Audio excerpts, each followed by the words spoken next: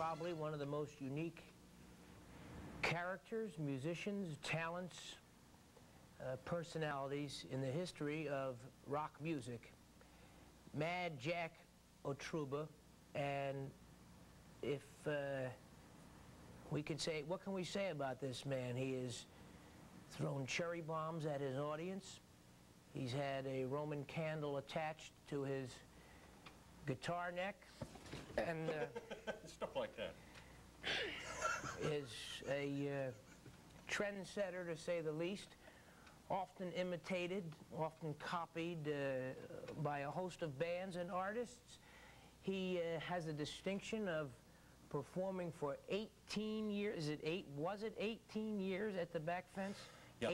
18 bloody years. Nobody in the history of New York show business ever played one room 18 years, and I'm including, right, Scott, people like Jimmy Durante at the Copa weren't 18 years. 18 years. How could that be, Jack? That's just not idle publicity here. That is a fact. How did you last 18 years? Most acts don't even last 18 years in the business.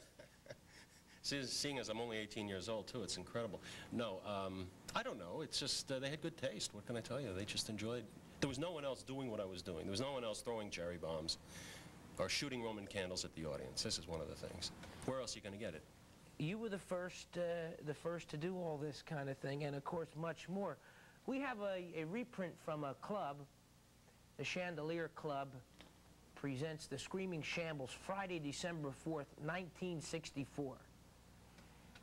Featuring you, of course. This was in New Rochelle, New York. I wish these prices were still around. To get in, well, first of all, you needed a college ID and draft card required. I haven't seen that in an advertisement in ages. $1.75 for guys, and it says bring your own drinks, and girls were $1.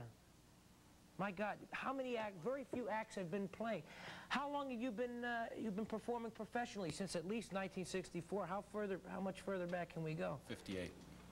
Since 1958. In fact, that guitar you'll see later is a 58 Fender, and that's not my first guitar. That was the third one. So. Well, it's amazing that, but you don't age. We have pictures here. You gave me pictures that you were saying are from 20 years ago and things like that, and you look the same.